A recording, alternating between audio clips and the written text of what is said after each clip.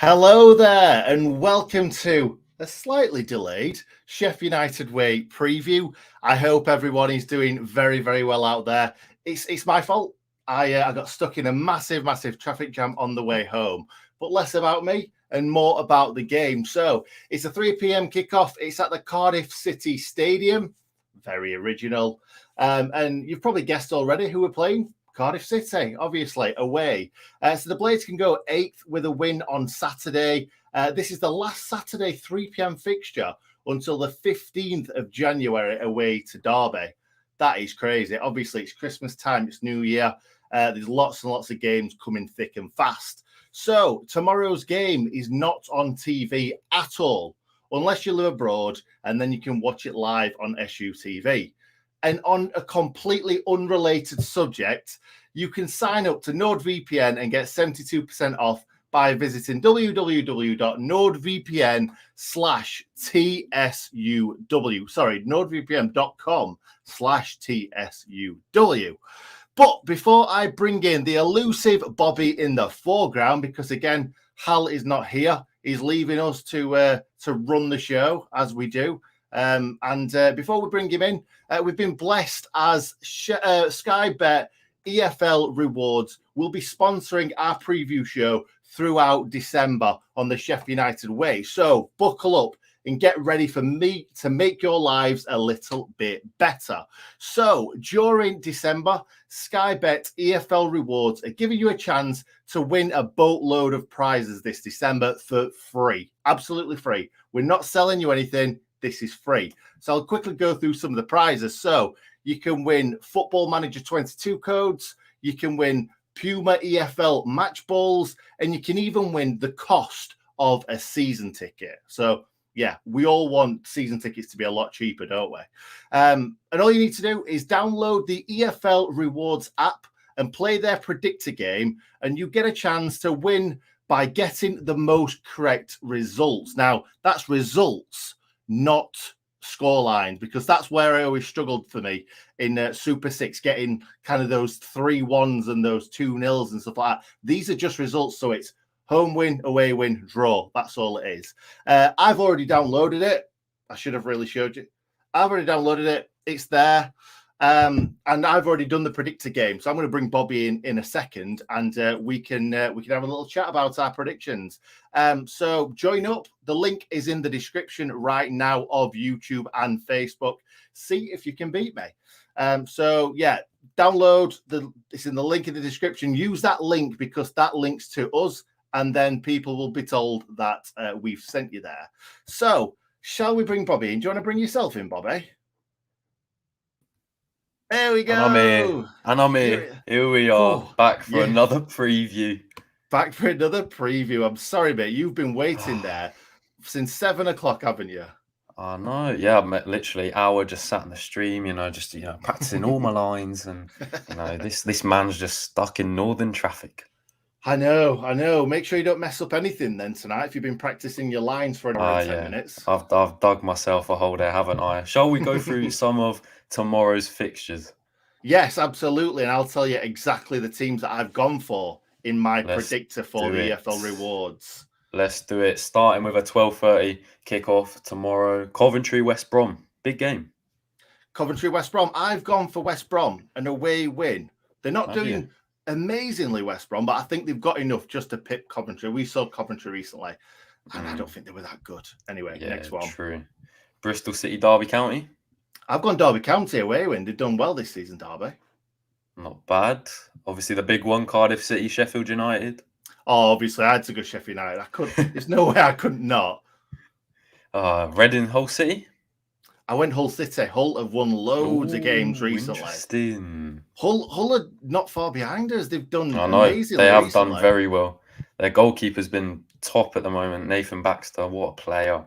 Blackburn Rovers, Preston.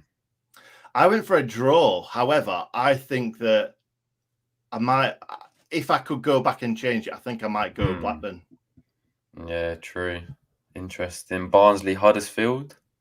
For Barnsley, Huddersfield, I went for Barnsley. I went full on Barnsley home win.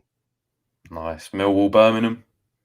I want to draw for that one. I'm not too sure about either of them, actually. Birmingham beat Yeah. us, and Millwall drew against us. So I don't know. It's a tough one. I won't draw. Blackpool Luton.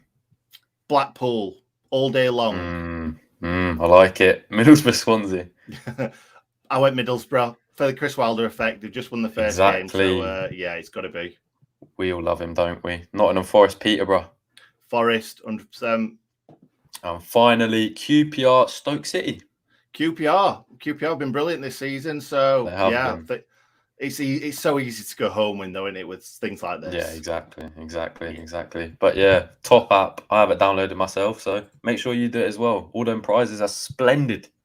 And it's free, mate. It's free. We're not asking them to get their hand in the pocket. Who doesn't like anything that's free? Like, come on. Exactly that. And as you go into it, it says, who do you support? And I put obviously Sheffield United, and then it says, come on the Blades. I love that. I love that about it. Anyway, shall we get into this preview, mate? Let's do it. Right, I'll make myself bigger. You'll see Bobby in a second. But yeah, so the previous game, we're going to be talking about Sheffield United for this one against Bristol City, 2-0. 3 points I'm going to pick from this game are 3 clean sheets on the bounce for League One Wes, but not just League One Wes, the defence as well. We're going on about Wes so much. We've got to talk about the defence too, because the defence have been solid as well, especially when it's 5 defenders defending that box. It's great to see. Didsey and Morgan Gibbs-White were absolutely unplayable against Bristol City. So that was great to see, because Gibbs-White, it seems like he's been doing it all on his own for the past few months. Didsey, isn't he? Just fantastic. And it's just nice, Bobby, just to win by more than 1 goal, because we've struggled with that. Even in the Premier League season, we were winning 1-0. It's nice to win and actually kind of put them to bed, even though it was quite late. Exactly. And I think Paul Heckingbottom is the man for the job in the Championship. I think it's that time. Last time out, it was actually at beautiful downtown Bramall Lane. It was a 1-1 draw. But the last time at the Cardiff City Stadium, again, quite an original name, isn't it? It was the 15th of August 2017. Cardiff City 2, Blades 0. Goals either side of the interval by Sean Morrison, not to get confused with Steve Morrison, their current manager. And former Blade Nathaniel Mendes-Lang gave the Bluebirds a 2-0 win over Sheffield United. The Blades went close through Billy Sharp and had a penalty shout turned down by referee on the day, Lee Mason. But let's be honest, the Blades were comfortably beaten that day. It was the first time in Cardiff's 107-year history that they had won their opening 3 games of the season. And, well, do you want to hear the team from that day, Nick? I would love to, mate. In goal, it was Jamal Blackman, Basham, Stearman, O'Connell, Freeman, Carruthers, Coots, Fleck, Stevens, Sharp, Leon Clark. On the bench, Lundstrom, Wright, Duffy, Lafferty, Eastwood, Evans, Brooks. Some banging names in there. I can't believe Mark Duffy is on the bench and Samir Carruthers that's like scratching around in, I don't know, probably non-league by now. He's playing instead of him. He is. I think he's at Hempstead now. Random fact that I know, but anyway. That's very good, but after I've just said that, I know someone's going to pick up in the comments that Mark Duffy is actually in non-league now as well. So, probably shouldn't have said that. Anyway, let's move on. Shall we move on and go into team news? Let's do it. Okay, so injury update. First of all, Norwood and Brewster both went off in the last game against Bristol City. Hecky is going to give them up until the very last moments of this, of kind of like the build up to this game to see if they're fit enough. To me, that kind of outlines that they're not fit enough. So if it was me, probably wouldn't start either of them. We've got players in there. Sander Berger could step in for Norwood, no problem. So I would probably go with Sander instead. But we'll have to see. Brewster also, if Brewster's fit, Brewster plays. Obviously, he scored in the last game. So, but we'll have to see. We'll just have to see. We'll leave it up to Heke. Then we've got the 2 goalkeepers that both are unfit for this game. Michael Verrips, it made me laugh when I heard this. It probably isn't a thing to laugh at, but Michael Verrips received a ball in the face and is undergoing concussion protocol. It must have been a bloody hard shot for a ball to give him concussion. mental. Olsen, also a couple of weeks away from being fit, but let's be honest, there's no way that he's going to come in for League One Wes right now, or clean sheet Wes, as we probably should call him. Both McBurney and Moose have been training all week, so they will be available. Will they be on the bench? Let's have a see, because we have got 6 strikers after all. But they're both worth a lot of money in pounds sterling, so it'd be nice to see him at least on the bench. And Flecky's been running, but he hasn't been training as of yet. He will be starting training next week, though, so hopefully we'll see him kind of being in contention in the next few weeks, if not month. So let's bring the team up for just a second. There we go. So I know I said that I wouldn't play Norwood or Brewster, but this is the team that started the last game. Obviously, we've got Stevens and Bogle, either wings. I think Stevens needs to get better. The defence for me have been brilliant in recent weeks. Wes has been brilliant. Connor Howrahan has been a lot better since playing under Heke. I think he's got a lot to prove, and obviously he was with Flecky at he was with Heke at Barnsley. Gibbs White, we're expecting big things from week in, week out. McGoldrick, can't wait to see him carry on playing out of his skin. And we'll just have to see if Brewster gets that start. Anyway, Bobby, we'll bring you back in, and I'll let you carry on. Opposition 11. Opposition 11. It is Cardiff are currently 20th in the table, 5 points clear of the relegation places. They have won 6 games this season, drawing 3 and losing 11. They've only won 2 games at home all season. That is the worst home record in the Championship. However, they're 4th in the form table after a recent good run under Steve Morrison. They're a direct team, plenty of long balls, and unsurprisingly, they are dangerous at set pieces. 3rd for set piece goals, 2nd for set piece shots, and 2nd for set piece XG. They're not the best at defending set pieces, however, but offensively, we just got to watch out for that main man, Aidan Flint, top goal scorer on 4 goals, along with Reuben Colwill and Kiefer Moore. Midfielder Ryan Giles has been their standout player on loan from Wolves. Cardiff currently have a clean bill of health, so Morrison has a fully fit squad to choose from this weekend.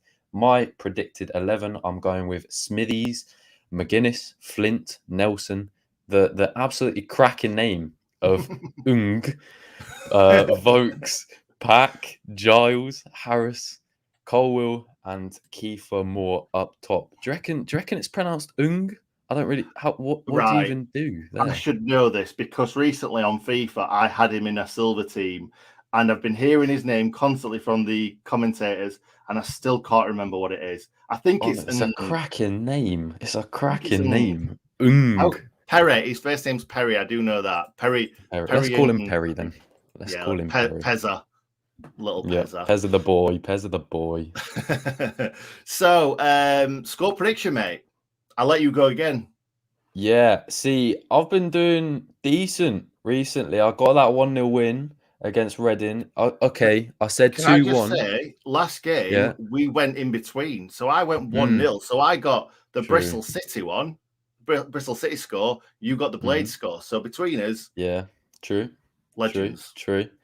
So yeah, I'm feeling confident with this one. I'm feeling confident. Cardiff 20th.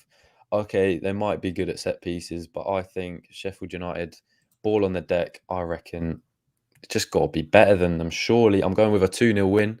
I'm saying Ryan Brewster, if he starts, is going to score again. I think this is his time. This is his time to shine. I don't know who'll get the other one. Probably Billy Sharp off the bench or something. Yeah, so the exact same score and the exact same scorers from the last game. Yeah, pretty much. Good effort, that. You've definitely not just copied and pasted that, have you? Nah, not at all. Not at all. Well, I'm gonna go Blades 1-0 win. I think we've been not conceding goals as of late, and I can't see there being a lot of goals in this game, to be completely honest. But I can see a win. We were fantastic in the last game. I think we're going to carry on that form. And the players look like they want to play for Hecky, unlike it didn't seem like they wanted to play for Slav. The complete contrast of performances just cries out to me that they want to play for Hecky and didn't want to play for Slav. Definitely, 100%. I can back that. The referee this weekend. Are you ready for this, Nick? As long as it's not Lee Mason. Oh, it's not Lee Mason. It's John Busby from Oxfordshire. Legend. Oh, interesting. Different reaction from Ingrid Nick this week. John Busby. Me and John Busby go back. Best mates. He's taken charge of 16 games this season, issuing a whopping 65 yellows, 2 red cards and 3 penalties. The last time he refereed the Blades, it was the 30th of April 2017 at Bramall Lane. What happened to Max, isn't there? Against Chesterfield, 3-2 win for United in a match where Chesterfield were actually given a penalty by Mr. Busby, and they had a player sent off in Dan Gardner. So maybe see a repeat of that. Possibly, mate. Possibly. So, shall we get into player connections, or it's not? Shall we say connections this week? Yeah, I think just connections will do. Do you want to go first? Shall I let everybody know what we're talking about? Yeah, do it. There we go, Mr. Neil Warnock. I love the fact that you've got his hands on his head, because that's just Neil Warnock all the time. At Cardiff, that photo of him just staring at the referees when he's just got his hands on his head. That's what I was thinking. And was that the same one as where he was like staring down the barrel of the camera and like staring it out? Oh yeah, I mean that was Cardiff as well, wasn't it? I think so. He's a bit of an odd bloke, isn't he? Yeah, he's just mental. Yeah. He's obviously just lost his job as Middlesbrough manager. We all know that as of late. Before that, he was the Cardiff City manager. He was there a long time, got him a promotion. 144 games played, 59 wins, 56 losses. I think a lot of them losses will have come in the Premier League. 41% win percentage. Still, that's not bad. That is just above his kind of average win percentage over his career. For the Blades, 42.5%, so better for the Blades. Obviously got a promotion for both teams. I don't think you can really sniff at Neil Warnock's kind of his career. He's been absolutely fantastic as a manager, and obviously he's got that record of managing the most amount of games in the EFL. So very well done, Neil Warnock. Legend. And of course, you've got to die for the 3 points. What's that? I don't even know. I can't do accents. I can't. Sounded German. Anyway, move on quickly. Move on quickly. I'm going for a little throwback. I'm going for Nathan Blake, Cardiff-born striker. He was in the youth setup as a trainee at Chelsea before starting his senior career at Cardiff. In a spell between 1990 and 1994, he made 131 appearances, 40 goals. He moved to the Blades in February of 1994 for £300,000. Big money at the time. He scored 5 goals in the remainder of the season, but he couldn't halt the Blades relegation that year. Sad times indeed. He was then Blades' top goal scorer in the next campaign. In total, 69 appearances for the Blades, 35 goals for the Red and White Wizards. Top striker, really. Yeah, very good striker. Most of my family absolutely adored Nathan Blake, and he was kind of just before my time, so I didn't really know a lot about him. And but what I did know about him was the fact that after he left Sheffield United, he can't say anything nice about us. He just keeps giving us grief for some reason. I've got no idea why. And really, I'm not that bothered. I don't remember him. I don't really care about the man. We just don't know. I love how you just kind of slip in straight to Hal. I love it. I know. Brilliant. Actually, anyway, I'm just Hal. You just Hal with a lot better hairline.